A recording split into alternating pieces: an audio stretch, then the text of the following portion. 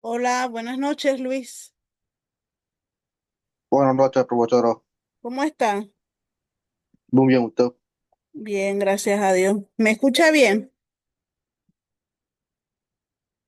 ¿No escucha algún ruido? Sí, lo escucho y lo leo también. Bueno, está bien. Bueno, Luis, ya está habilitada en la plataforma la tutoría. Ya usted ya puede ver ahí la sesión uno, la sesión 2, esta sesión que es la número 3, ya está ahí en el repositorio. De hecho, también ya está la tarea de esta semana.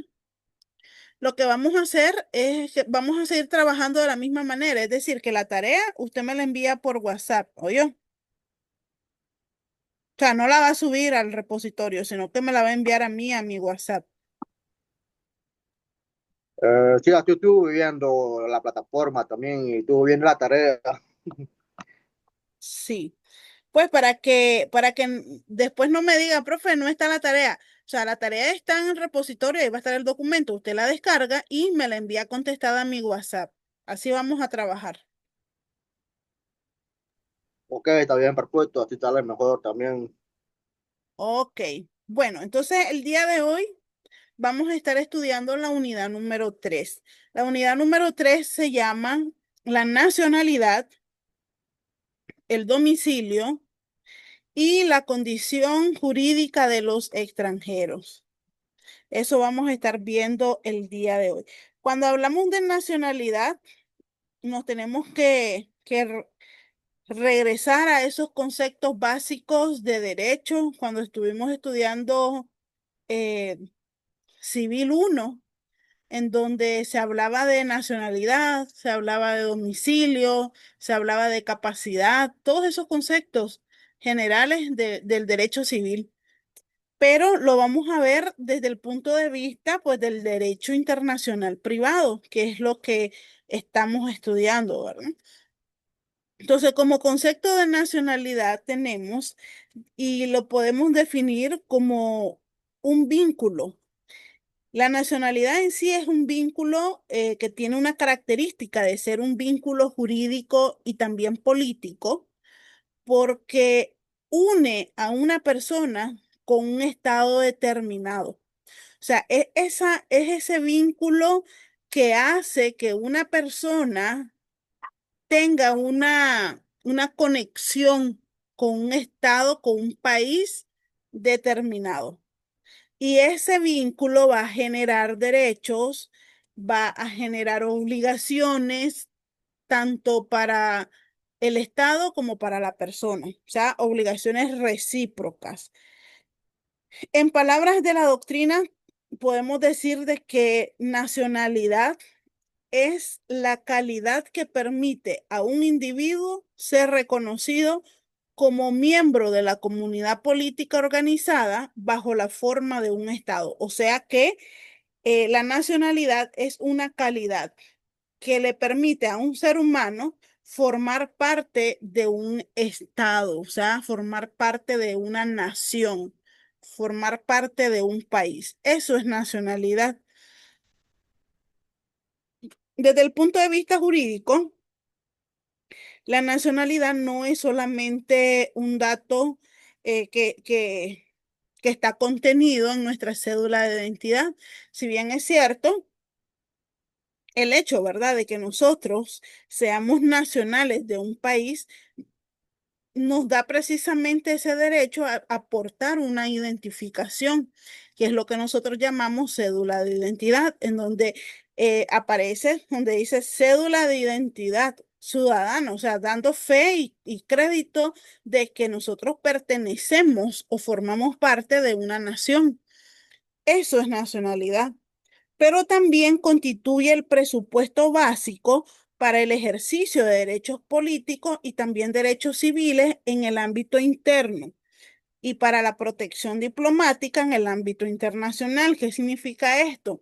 De que si bien es cierto, al tener una nacionalidad de un Estado y al gozar, ¿verdad?, de una identificación ciudadana, con tener la identificación, pues no basta, sino que a raíz de pertenecer a ese estado, nace o se constituye, por así decirlo, eh, unos derechos que las personas tienen, que son los derechos políticos y los derechos civiles. Por ejemplo, un derecho político, eh, el derecho al voto. O sea, al pertenecer a un país, automáticamente cuando cumplís la edad determinada según la ley, vas a tener el derecho político para ejercer el sufragio. Lo mismo por si querés optar por una candidatura, ya sea presidencial, ya sea un cargo público, ¿verdad? Que forma parte también de lo que son los derechos políticos. Y en la parte civil, pues los derechos civiles como tener un apellido, tener todos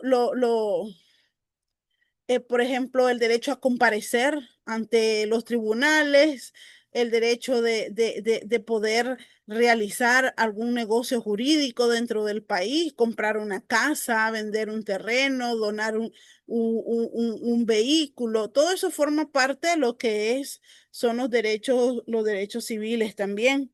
Entonces, todo esto nace de lo que es la nacionalidad, del concepto en sí de la nacionalidad. Y a eso es que lo que se le llama pues el ámbito interno, pero también la protección diplomática en el ámbito internacional, es decir, que tus derechos humanos fundamentales sean respetados aquí en Nicaragua y sean respetados en China, sean respetados en México, sean respetados en Bolivia, en cualquier país del mundo en donde podamos estar, que esos derechos humanos internacionales y fundamentales sean respetados. Eso también lo proporciona lo que es la nacionalidad. Por ejemplo, le pongo aquí, un nicaragüense residente en el extranjero mantiene su vínculo con Nicaragua a través de la nacionalidad. Porque aunque usted se vaya a Rusia, usted sigue siendo nicaragüense, porque su nacionalidad es nicaragüense, lo que le permite a usted votar en las elecciones nacionales, o sea, ejercer un derecho político, acogerse a la protección de embajada o consulado y a beneficiarse de tratados internacionales suscritos pues, por Nicaragua. Eso es protección diplomática en el ámbito internacional. Entonces, todos esos derechos los proporciona lo que es la nacionalidad. Entonces, ¿cuáles son esos principios fundamentales de la nacionalidad? Tenemos en primera lo que es la soberanía del Estado. Recordemos que cada Estado define con sus leyes y con su constitución, sobre todo, ¿verdad? Como supranorma de cada país, quiénes son sus nacionales. Ellos son los que definen a quienes van a llamar nacionales. La universalidad. Toda persona tiene derecho a una nacionalidad, evitando la apatridia, o sea, al no tener una patria, ¿verdad? La no privación arbitraria. Ningún nacional debe ser despojado injustificadamente de su nacionalidad. No debería de existir eso. La doble nacionalidad regulada, esto ocurre en algunos estados, algunos países que tienen permitido dentro de su ordenamiento jurídico la doble nacionalidad. En cambio, pues hay otros países que no aplican este principio de la doble nacionalidad regulada y solamente permiten una nacionalidad, nada más, algo exclusivo, por así decirlo. Y tenemos el otro principio que es el ius sanguinis ius soli, que significa que la nacionalidad puede adquirirse por el derecho de sangre, es decir, hijos de nacionales, o por el derecho de suelo, que es cuando eh, ocurre lo que es el nacimiento en un territorio nacional. Que hay muchos países que adoptan este principio y por ejemplo, si yo voy a Colombia, ¿verdad? Y yo tengo a mi hijo en Colombia, mi hijo es colombiano por este principio del derecho de suelo y yo puedo optar, ya que mi hijo es colombiano, pues yo puedo optar también a tener la nacionalidad colombiana, producto de que mi hijo es nacional y a la nacionalidad, al adquirirse por el derecho de sangre, o sea, porque mi hijo es colombiano, yo también puedo adquirir la nacionalidad colombiana. Entonces, son algunos principios que algunos estados implementan. Por ejemplo, en Nicaragua, hasta el día de hoy, ¿verdad? eh, se reconoce lo que es la doble nacionalidad. Sin embargo, recordemos de que en este año, pues creo que para el mes de mayo, específicamente para el mes de mayo, Nicaragua realizó una reforma constitucional en la que se elimina por completo lo que es la doble nacionalidad, por lo que los nicaragüenses que adquieran otra ciudadanía, por así decirlo, la van a perder. Pierden la nicaragüense y se quedarían pues con la que ellos están optando por adquirir. Esto se hizo en el mes de mayo. Sin embargo, esta reforma de la que yo le estoy hablando, al ser una reforma constitucional, esta tiene que ser aprobada. Ya tuvo la primera aprobación, pero por ser una reforma constitucional, tiene que ser aprobada en una segunda legislatura y esto va a ocurrir hasta en el año 2026. Es decir, que ya el próximo año ya va a echar a andar, o sea, ya se va a aplicar, ya va a estar en vigor, en vigencia, lo que es la pérdida de la nacionalidad para aquellos nicaragüenses que quieran Pero adquirir te con una una nueva consulta, pues. nacionalidad. Dígame. Con respecto a esta reforma que estamos hablando, eh, no piensa usted, o digo, que usted está violentando completamente el derecho internacional, pues, de que nosotros los nicaragüenses podemos tener otra nacionalidad, o sea, podemos ser mexicanos y a la vez nicaragüenses, pero pedir pedir a una persona que renuncie a una nacionalidad no es violatorio al código de Bustamante, a la regla de derecho internacional privado. Miren, es que el detalle es lo siguiente, de que nosotros no podemos imponer, por así decirlo, eh, cosas que no estén en nuestra constitución política. Si al final de cuentas el Estado hace la reforma, la constitución, por eso es que si usted se fija dentro de los principios fundamentales, el número 4 dice doble nacionalidad regulada y le pongo ahí precisamente esto. Algunos estados permiten. O sea que al final de cuentas esto va a ser, digamos, lo que dice el ordenamiento jurídico y va a estar superditado a las reformas que se hagan en la constitución política. Entonces, si para nosotros los nicaragüenses consideramos de que esa reforma es violatoria, pues existen mecanismos jurídicos y legales para poder promover de que esa reforma va en contra de tus derechos fundamentales. Pero si no es así y no se hace el debido procedimiento para decir de que esa reforma vulnera los derechos internacionales, los derechos nacionales, los derechos fundamentales, entonces eso es lo que va a quedar plasmado en la Constitución. Y al quedar plasmado en la Constitución, va a ser de obligatorio cumplimiento para todos los nicaragüenses. Entonces, esto ya está como al arbitrio, pues, de lo que la Constitución diga. Por eso es que se hace y por eso es que esta reforma es de rango constitucional, porque va a cambiar lo que dice la Constitución política. Y recordemos que la Constitución política es el primer ordenamiento jurídico del país, es decir, el que tiene más valor. No vamos a poner la constitución política a la par del código de Bustamante porque no va a tener la misma fuerza, por así decirlo, ni lo vamos a poner con la ley con alguna ley también interna de Nicaragua, porque dentro de la jerarquía de las leyes del país, la constitución política es la supranorma. Entonces, al final de cuentas, los nicaragüenses nos tenemos que guiar con lo que dice la constitución política de Nicaragua. A menos, pues, de que hagamos otros medios legales para poder decir de que esa reforma quizás no cumple, ¿verdad?, con los preceptos fundamentales, por así decirlo. Pero mientras no suceda eso, ya se aprobó el viernes, faltaría la segunda aprobación en la segunda legislatura que va a suceder en el año 2026, en el en los primeros meses del 2026 para ya entrar en vigor.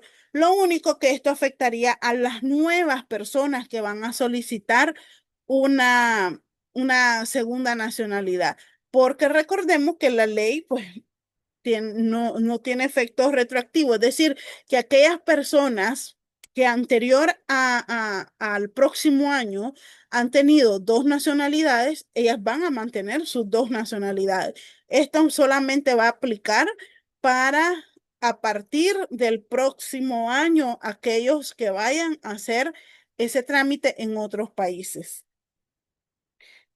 Los que hasta el día de hoy tienen doble nacionalidad, pues se quedan con sus dos nacionalidades. Eso es lo que va a pasar, pues, que va a tener aplicación a partir del próximo año.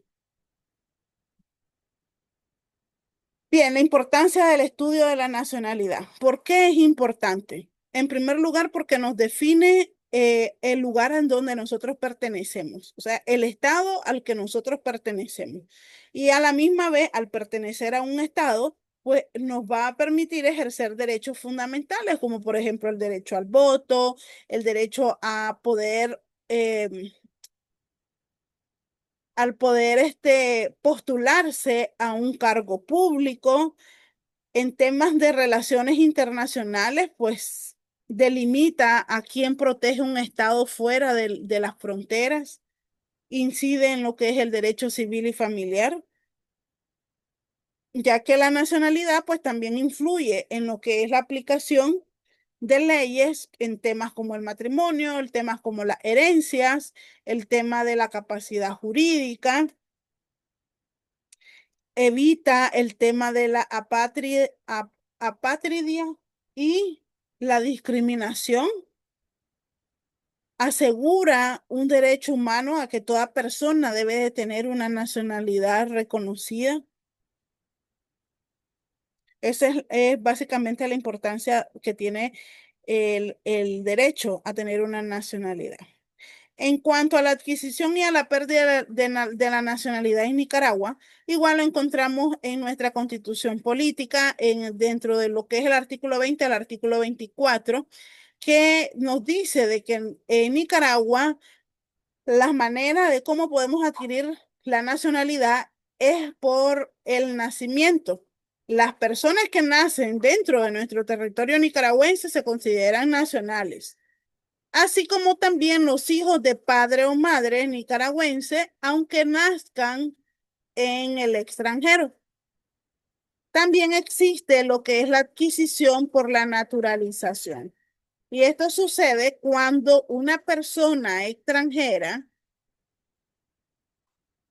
que cumpla con todos los requisitos legales que establece la ley solicite ser naturalizado nicaragüense. Pero para esto, esa persona tiene que renunciar a su nacionalidad anterior. Por ejemplo, si esa persona era cubana, esa persona tiene que renunciar a su nacionalidad cubana para poder ser nacionalizado nicaragüense. Siempre y cuando no haya un convenio de doble nacionalidad, porque si, por ejemplo, hay un convenio en donde Cuba permite de que los cubanos tengan doble nacionalidad, entonces no es necesario que el cubano venga y haga una renuncia a su nacionalidad para poder hacer el trámite de naturalización aquí. Y así como se adquiere, así también se pierde. ¿Cómo podemos perder la nacionalidad? Por renuncia expresa. O sea, yo vengo, hago una escritura pública, una declaración en donde yo renuncio a mi nacionalidad. Eso es la renuncia expresa. Por adquirir otra nacionalidad, ¿qué es lo que va a suceder a partir del próximo año? Las personas que adquieran otra nacionalidad, pues van a perder la nacionalidad primera por actos de traición o deslealtad contra la patria declarados judicialmente. Recordemos igual las reformas a la constitución política que se han hecho, que cuando se trate, ¿verdad?, de actos de traición o deslealtad, pues también se puede perder lo que es la nacionalidad. Bien, vamos a entrar al tema del domicilio, que también es otro de los conceptos básicos que hemos estudiado en Derecho Civil 1. ¿Qué es nuestro domicilio? El domicilio, básicamente, a diferencia de dirección, ¿verdad? Porque la dirección es el lugar geográfico específico donde vive una persona. Pero el domicilio se le conoce como la sede legal.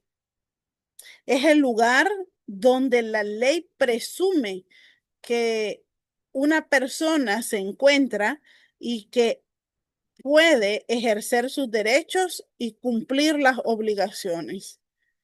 A diferencia de la residencia, que era lo que yo le estaba diciendo, que es lo que nosotros conocemos como la dirección de nuestras casas, que es un hecho físico. O sea, el domicilio viene a ser una categoría jurídica con efectos específicos en el derecho civil, procesal y administrativo. Ejemplo, le pongo un ejemplo aquí. Si una persona vive temporalmente en Estelí, pero tiene fijado su domicilio en Managua, para efectos de una demanda judicial, se considerará competente el juez de Managua, salvo excepciones legales. ¿Por qué? Porque si tu domicilio es Managua, el lugar donde vos vas a responder y a ejercer tus derechos tiene que ser Managua. Si yo estoy de forma temporal en Estelí, el juez de Estelí no puede conocer ese caso porque ese no es mi domicilio. O sea, que mi jurisdicción no es esa. A mí me tienen que demandar, yo tengo que demandar en el lugar de mi domicilio, a menos pues que existan algunas excepciones legales, ¿verdad? Pero mientras tanto, el lugar de mi domicilio va a ser el lugar donde yo voy a ejercer mis derechos y donde yo voy a cumplir con mis obligaciones. Existen diferentes tipos de domicilio. Tenemos el domicilio voluntario, que es el que la persona elige libremente, pues como centro de su vida jurídica. El domicilio legal, que es el que la ley asigna a determinadas personas, como por ejemplo los menores. Los menores no, la ley ya establece cuál va a ser el domicilio. Por ejemplo, eh, si yo tengo una hija que es menor de edad, pero yo ya estoy separada del papá de mi hija y el papá de mi hija vive en Masaya, pero mi hija y yo vivimos aquí en Managua y yo voy a demandar al papá de mi hija por los alimentos. La ley ya establece cuál va a ser el juez competente y va a ser el juez del domicilio del menor de edad. O sea, en este caso, pues el juez de Managua, ¿verdad? Entonces, eso es lo que nosotros conocemos como domicilio legal. Luego tenemos el domicilio especial, que es el fijado para actos jurídicos específicos, como por ejemplo los contratos. Si yo hago un contrato con una empresa que está ubicada en Chinandega,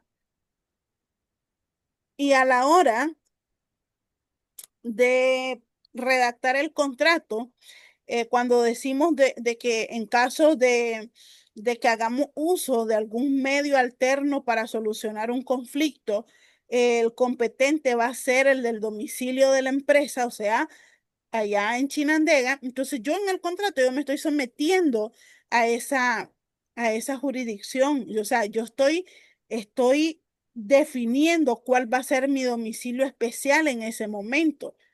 Y luego tenemos el domicilio político o electoral, que es el lugar donde una persona puede ejercer su derecho al voto, que esto pues básicamente está ligado con el domicilio voluntario porque se pone siempre la dirección donde vos vivís, te ubican en el centro de votación más cercano a la dirección de tu casa.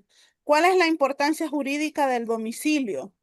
Es relevante, es importante porque va a determinar la competencia territorial de los tribunales y así de esa manera, pues, eh, evitar más atrasos a la hora de un proceso judicial. Fija el lugar en donde se tiene que cumplir las obligaciones contractuales.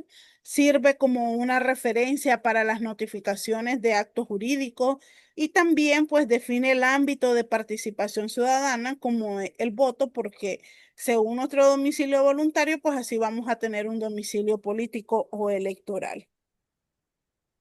En cuanto a la condición jurídica de los extranjeros, cuando en un país existen extranjeros, siempre hay un desafío jurídico y social. Por un lado, los estados deben garantizar que se les respeten los derechos humanos fundamentales a todos esos extranjeros, sin importar qué nacionalidad sea, si son estadounidenses, si son iraníes, si son colombianos, si son guatemaltecos, no importa. Pero por otro lado, también deben de salvaguardar la soberanía, la identidad y la seguridad nacional, que es propio del pueblo nicaragüense.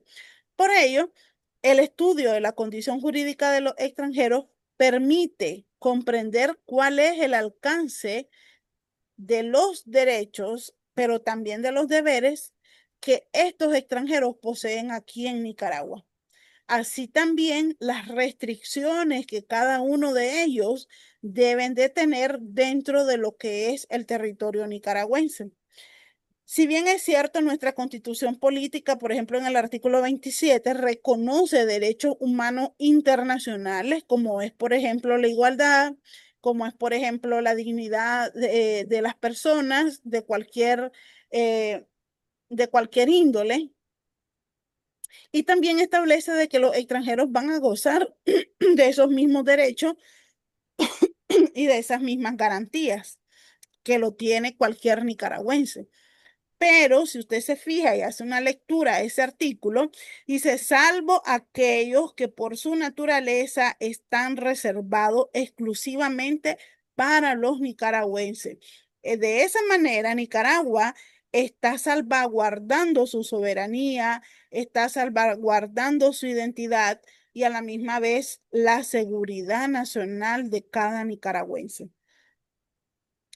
¿Qué quiere decir esto? De que los extranjeros tienen derechos. Sí, la igualdad, la dignidad lo tienen, pero van a haber derechos que son meramente propios para las personas pues nicaragüenses. Entonces, desde un punto de vista doctrinal, la condición de los extranjeros se fundamenta en dos principios. El primero, que es el principio de igualdad esencial entre seres humanos. Por el simple hecho de ser un ser humano, toda persona tiene derecho a que se le respete y que sea tratado conforme al principio de igualdad. Es decir, que se le reconozcan los derechos fundamentales a cualquier persona, ya sea nacional o ya sea extranjera. Ese es el primer principio o el primer punto de vista doctrinal con respecto a la condición jurídica de los extranjeros. Y el segundo, que es el principio de soberanía estatal, que faculta a cada estado para poder regular lo que es el ingreso, lo que es la permanencia y lo que son las actividades de los extranjeros en su territorio. Por ejemplo, un ciudadano de Costa Rica que reside aquí en Nicaragua goza de derechos básicos como por ejemplo el acceso a la justicia, por ejemplo la libertad de expresión, pero esa persona que es costarricense no puede aspirar a ser un candidato a la presidencia o a ser diputado, por ejemplo, porque esos son derechos políticos que son propios y están reservados exclusivamente para los nicaragüenses. Entonces, a eso se refieren.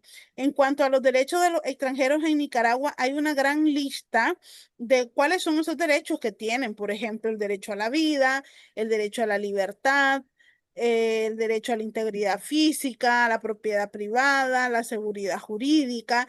Tienen una serie de derechos sociales, como por ejemplo la educación, el trabajo, la salud, el acceso a los tribunales, porque la Constitución precisamente pues amplia en cuanto a los derechos que le puede brindar a los extranjeros. Pero también hay derechos que están restringidos, que era lo que yo le estaba mencionando anteriormente. El derecho al voto es meramente para los nacionales. El desempeñar cargos públicos es meramente para los nacionales. El ser propietarios de inmuebles en las zonas de seguridad fronteriza es meramente para nacionales. Entonces, así como Nicaragua les da un sinnúmero de derechos reconocidos, también, ¿verdad? Salvaguardando lo que es la soberanía del país, también existen lo que son estos derechos restringidos. Y así como ellos tienen derechos, también tienen obligaciones. Los extranjeros tienen obligación de respetar la constitución política y las leyes nacionales, tienen la obligación de pagar impuestos y contribuciones, así como pagamos nosotros también. Tienen el derecho la obligación de respetar la soberanía y de no intervenir en política interna de Nicaragua y de mantener una conducta respetuosa hacia nuestra cultura y hacia nuestras costumbres nacionales, que es parte de lo que es nuestra identidad nacional. Y también tenemos lo que es la expulsión y la protección diplomática. La ley de migración de Nicaragua prevé que un extranjero puede ser expulsado, por ejemplo, cuando ingresa a Nicaragua de manera irregular, también cuando participa en actividades ilícitas o atenta contra la seguridad del Estado, y también cuando incumple las condiciones de su residencia, es decir, que no está llevando un proceso de residencia a como lo establece la ley de migración. Entonces, cuando cumple cualquiera de estas tres, Nicaragua perfectamente bien puede decretar lo que es la expulsión a un extranjero. Y no queda más, pues, de que ellos acaten la resolución que se da. Por ejemplo, dice, un ejemplo frecuente es el de los conflictos laborales. Si un ciudadano extranjero considera que ha sido despedido injustamente y siente que el sistema judicial local no garantiza imparcialidad, puede acudir a su embajada para que ésta haga gestiones de acompañamiento, aunque la solución final depende de las leyes nicaragüenses. Esto es en cuanto al tema de la protección diplomática, porque recordemos de que si hay una sede diplomática del país de origen de este extranjero, es como que esté en territorio de él. Por lo tanto, si ellos llegan a esta sede, van a obtener el acompañamiento adecuado y los agentes diplomáticos son los que se van a encargar de la situación de este extranjero, pero al final de cuentas, eso no quiere decir de que se tiene que hacer lo que el extranjero dice, no, sino que simplemente tiene pues que cumplir, ¿verdad? Con lo que dice nuestro ordenamiento. En conclusión, pues lo que es la expulsión y la protección diplomática son dos caras de la misma moneda. Por un lado, la defensa de la soberanía del Estado nicaragüense y por el otro, la garantía de que el extranjero no quede indefenso ante posibles abusos de poder que puede ser, ¿verdad? De que suceda en alguna situación. No están exentos tampoco de que no suceda algún abuso de poder. Y para eso, pues está lo que es la protección de la protección diplomática que hablamos aquí. ¿Preguntas, Luis? No, no tengo ninguna pregunta, todo conforme. Ok, le voy a mostrar ahorita, espérame, le voy a mostrar la tarea de esta semana.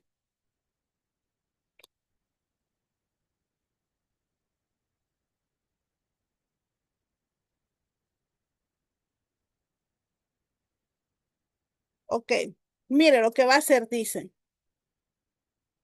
La presente tarea tiene como finalidad que el estudiante aplique los conocimientos adquiridos en la unidad 3. Entonces, para ello, va a leer cuidadosamente cada pregunta.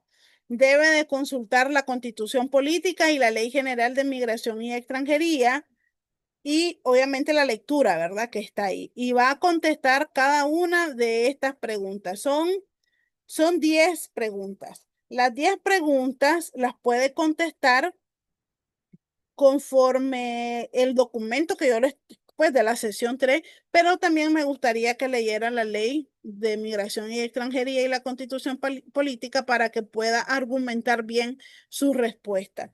Esa tarea ya sabe que la tiene que enviar a más tardar el día martes de la próxima semana. ¿Ok? Ok, está bien, pero ¿a qué hora más o menos el martes? A cualquier hora, menos después de las 5 de la tarde, yo no contesto mensajes. Entonces va a tener todo el día del martes hasta las 5 para poder enviar su tarea. Ah, ok, está bien, perfecto. Bueno, entonces, si no hay preguntas, Luis, esto sería la clase del día de hoy. Nos estaremos reuniendo el próximo miércoles, si Dios lo permite. Pase buenas noches. Tengo, tengo una pregunta con Digan, respecto a la estación 7. sesión es el examen. ¿Cuándo es que te paga? ¿El 29 de octubre o el 30 más o menos? Mira, eso ahí yo no les sabría decir porque ahí es con la coordinadora. Los temas de pago es con coordinación que tiene que ver eso. Lo que yo sí sé es que antes del examen usted ya tiene que haber cancelado Ah, ok, está porque bien. yo tengo que pasar su informe, entonces tienen que estar los recibos, los dos recibos, el primero y la cancelación. Ah, bueno, pues está bien. Muchas gracias, profesora. Dele pues, Luis, buenas noches. Buenas noches.